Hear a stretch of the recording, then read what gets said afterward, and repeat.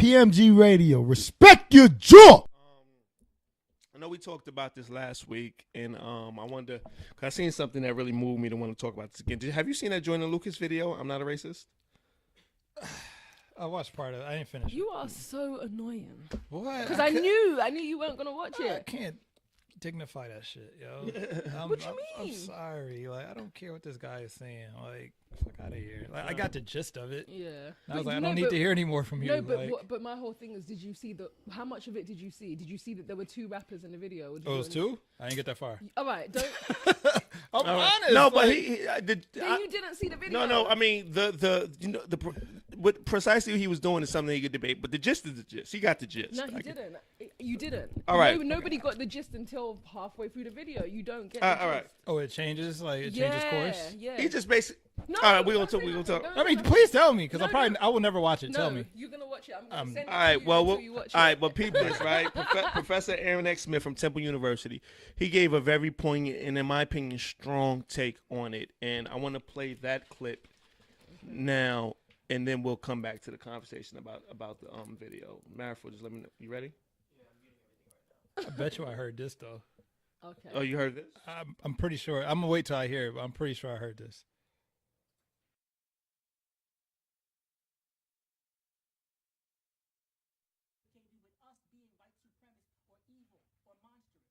I think that this video is one of the most insidious and potentially dangerous pieces of propaganda in the last 20 years.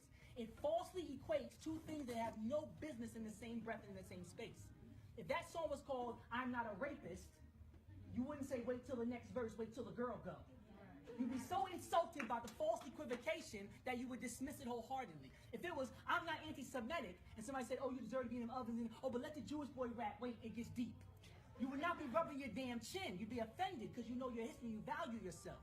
Only African people would sit there and tolerate somebody so disgracefully representing, misrepresenting them in their history, talking about Kool-Aid and fried chicken, not talking about convict leasing or lynching or 246 years of enslavement, not talking about police brutality. And he said that you deserve to get killed because you're not pulling your pants up.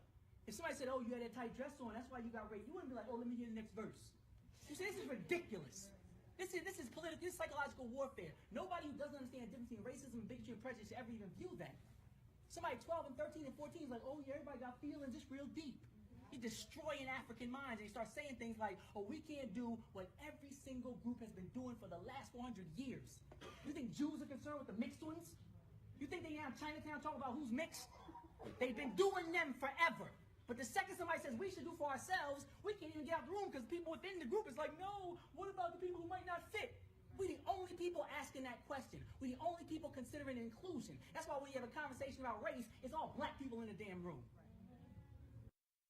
Temple University, the heart of Philadelphia.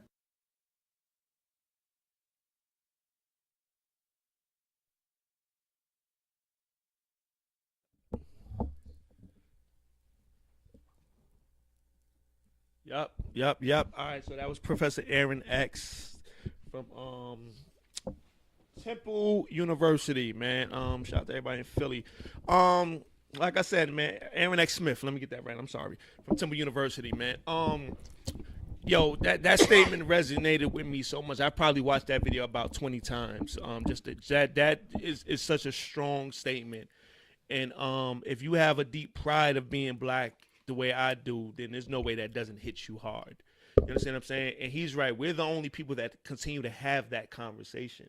I don't think Jewish people are sitting around equivocating what the Holocaust was or wasn't, or how we look at it, or blah blah blah. You understand what I'm saying? But why do we continue to engage nonsense when it comes to our culture?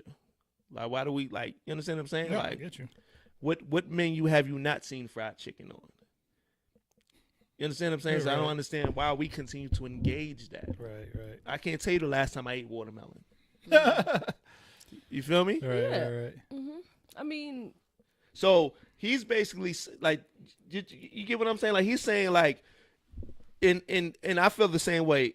Is he trying to help change the narrative with that song and that video, or is he continuing to perpetuate the stereotypes? What do you think, Eliza? I think the stereotypes exist regardless. Right. And I think that I think he was just saying what a lot of people think on both sides. For speaking from some white people who feel that way, and then some black people who feel the way black people feel. I don't feel like he was saying anything that we either don't already know to either be somewhat true, depending on who you ask, or things that are considered stereotypes that still affect the way black people are treated. If you have a stereotype, then the stereotype, as long as it's enforced, you're going to keep seeing a certain type of outcome. So I do feel like having the discussion the way that he had it was effective. I feel like it was necessary, because I feel like it opened up a lot of dialogue. Who knows what it changes, what it doesn't change, but the point is it was spoken about, and we had to speak about it. We had to have one forum or one place where both white people and black people can go and be like, oh yeah, I agree, or oh hell no, and then that opens up dialogue. I think you actually kind of making his point, though. His point is, why do we have to keep having the same conversation? He's basically trying to say that us continuously still having the same conversation is keeping us from progressing. No, I don't agree. What do you think about what you heard? Wait, so let me just. Oh, yeah, he has no idea, though. No, I'm just trying to figure out exactly, like, so this dude, the original video, what was his name? Joyner Lucas. I'm not a racist. I'm not racist. So because I didn't see the video, right? So maybe I'm not. Yeah. I don't want to throw something out there that's completely, but I'll just address. He's basically saying that this is what white people say about us, and this is what black people say about oppression. Right. So basically, in the video, right? So you saw, the white guy. There had to be a black guy that came on saying whatever he was saying. You didn't know that he was basically talking to somebody on the other side of the table. So once he finished his part, camera turns around and you see the black person come with his response, and then basically say how black I didn't see feel. the black dude's part. Right. Okay, so that's probably important. It's just basically in response to everything the white guy was saying. So you could pretty much fill in what Right. what the black guy said in response. And this is supposed to like move us forward, like. It's not. I think that's the professor's point. In hindsight, I think that's the professor. Like, Yeah. what does that do? Like, I mean, I understand. Let's not So act do like we just it don't not do exist. anything? So do we just not do anything? So basically, it exists. These stereotypes exist. These issues are happening. Cops are killing, killing young black men. There's tension. There's, there's a lot going on right now with Trump being in office, and it's just a crazy climate politically right now. And there's a certain tension in the air. Maybe some people feel it more than others. We need to talk about it. Somebody needs to start the conversation, whether you do it through music, whether you do it in any other way, shape, or form. Right. Let's how does not speaking about it do anything about it? My whole thing is, once the conversation's had, what do you do then? The problem isn't the fact that there's a discussion. The problem is the fact that there's only a discussion. Like he said, would it be had perceived as well if it was called "I'm Not a Rapist," and there was somebody basically bashing women that have been raped and saying, hey, it's your fault for having a pussy. It's your fault for wearing that mini skirt that day. It's your fault for not being strong enough to fight off this guy from attacking you. That's not a stereotype, though. That's different. To me, I don't see that. You've heard the stereotype of, if she had that tight, skimpy skirt on, she deserved it. Isn't that what the whole slut shaming thing is about? Yeah, we've The heard slut that walk, before. or- Yeah, that's a stereotype. I can't necessarily see how The two correlate. I can It's see a it, but I prejudice, I can't. guess you could say, Yeah, right? I can see it, but I can't, because it's not like we're living in a country full of. It's not like everybody in America is rapists and then everybody's victims. It's different. Only thing I disagree with, I don't feel like it is offensive, like he said, because he said, It's written by if a it was black something person. else, well, no, that don't got nothing to do with nothing. It's our own people who shame us every day, so that No, ain't but got what I'm nothing trying to to do with know, nothing. but what I'm trying to say is, like, at the end of the day, everybody's mad at what the white person was saying, but at the end of the day, this is a black person who wrote it. So where's this black person getting the information from? He didn't just wake up and just make the stuff up out of thin air. He's saying basically what he probably heard growing up as a child, what he sees in his community, what he is. I mean, he's just being a voice. I don't see anything wrong with that. At the end of the day, he's an artist, and I feel like he's free to express himself about anything that he feels passionate about. Race is something that he feels passionate about. Come to think of it, I think his dad is black, his mum is white, so that might even be different anyway. I think that he's biracial from what I remember. Oh, But yeah, but with that being he's biracial. So with that being said, I don't see a problem with it. I feel like these discussions need to be had. Once these discussions are had, now what do we as black people take from it and what do we do with it? Because at the end of the day, there are still stereotypes, and we have to remember that there are stereotypes. I'm not saying that we should necessarily react to them or would necessarily feel like we have to do something to change it. No, not in response to it, but I feel like we do need to do better for ourselves in general. All right. Should we have been offended by? Because he's saying, you know, Did he speak on it? Did he say what he was trying to convey? hell yeah. What did he say? He was basically just saying what I just said, is that he's just trying to Create dialogue. create blah, blah, blah. dialogue. That's it. He's trying to create dialogue. You know what I mean? He knows that there are stereotypes on both sides of the fence, and he's just trying to create some type of common ground. And at the end of the video, the point is that they hugged. The point is, after each person vented, they hugged. And so he's more pushing towards like a resolution. Okay, I know this is how you feel about me. I know this is how I feel about you. Okay, now it's out there. It's in the open. Now can we move on? Now can we do something about it? You're not going to get to a resolution if that conversation doesn't happen. right. In general, you're never just going to get to a happy ending. You know what I mean? You always Yeah. have a beginning, a middle, and an end. And I feel like this is the middle right now. And it was crazy for me. I kind of like, we talked about it last week, and I kind of just kept it pushing from it. But hearing him made it way more controversial for me. Like, I don't see the contract. Like, what no, is no, but because he does have a valid point. We take so much shit on the chin without being offended. You understand what I'm saying? And that's what he's saying. If it was anything else or anybody, any other Asian, Jewish, whoever, it would have been dismissed immediately because it would have been so offensive. Right. But how do I explain this? What did you say initially? What was the first? No, I said that hearing what Yeah. Professor Aaron had to say made it a bit more controversial for me. The context of the song. Right, but Not what but- he's but- saying in the song, but the context of the title of the song, like, and then what he went on to convey in the song. Right, but okay. First of all, he's a black man, so who is he offending? If he's telling you what you already know, because I don't feel like there's anything that You've he said. never been offended by something another black person said? No, let me finish. But All I'm right. saying like he's saying what we already know. He didn't say anything. You know, it's not coming from him. First of all, those aren't his beliefs. But he's telling you what we already know. So how is that? I don't see how that's offensive for him to be kind of. For him to be being a voice, I just think he's being a voice, and Right. he's not saying anything that doesn't already exist. He's not mentioning any. It would be different if he said a stereotype that we were like, what, or he said something that we'd never heard before. He's saying stuff that exists, but that nobody says But he's saying he could have used that message to talk about real things, not No, us he couldn't. sagging our pants, not us not being there for our children and all that shit. He could have talked about the mass amount of police killings that have gone on against black unarmed men within the past few years. Okay. He could have talked about the continued injustice we go through, Okay. the oppression in our neighborhoods. We go through the Right. lack of resource. That's what the professor is saying. There's so Alright, many so- more things that we could have had the conversation about instead of talking about us eating watermelon and fried chicken. Oh, you're saying as far as his response itself, the black dude's response itself. I guess that's Well, what okay, I did see a few people saying that like he didn't necessarily. They feel like he didn't necessarily get as aggressive or as intense or as.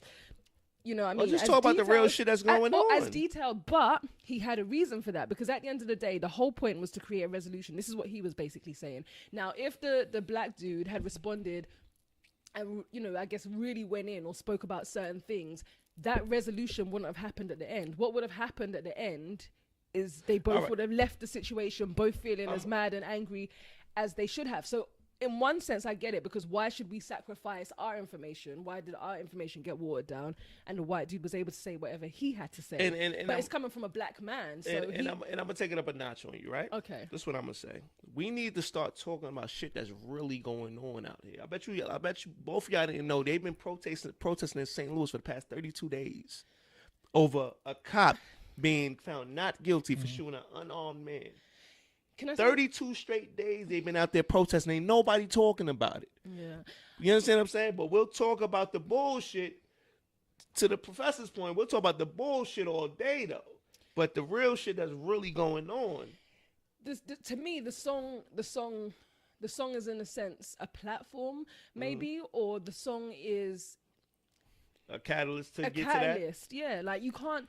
It's communication is very, very important, and you have to be careful if you want to be effective. He was trying to be effective, so I get what you guys are trying to say. But if he did everything that you guys are trying to say, I don't know what other stuff that you wanted him to talk about. I do, but what I'm trying to say is, if he had gone as hard as I guess we feel he needed to go, right?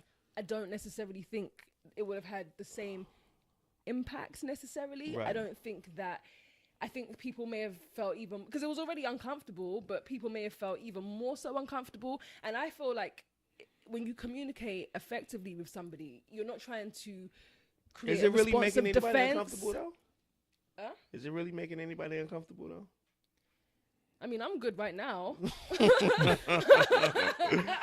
I'm just in hindsight. I'm just saying, like it did, because I had conversations with people who I didn't even know felt the way they felt. I'm not talking about black people. I'm talking about people who they're not even white, but I was speaking to just people in like from different cultures who were giving me their feedback on their experiences that they've had with black people, and it had me up against the wall, because now I've got to, defend. I don't want to say defend my community, but it just lets me know that first of all, white people aren't the only people who feel that way. Right. And second of all, people still feel that way, and they shouldn't feel that way, Right. but they still do. So I do think that the fact that people feel that way, at the end of the day, call it a stereotype, call it whatever you want. If somebody Right. believes it, they feel they have a reason to believe it, whether it's right or wrong. So Right. there has to be some kind of education. There has to be a door that's opened where we can feel comfortable enough to be like, oh, these are all the things that you have an issue with. Okay, well, I have an issue with this. Okay, now that we know the issues, let's could you progress be from able- here. What could we do? Could about you it? be listening to the white guy's point of view in the video? Could you sit there through that whole spew and be okay with that? Especially when you know about 90% of the shit he's saying is just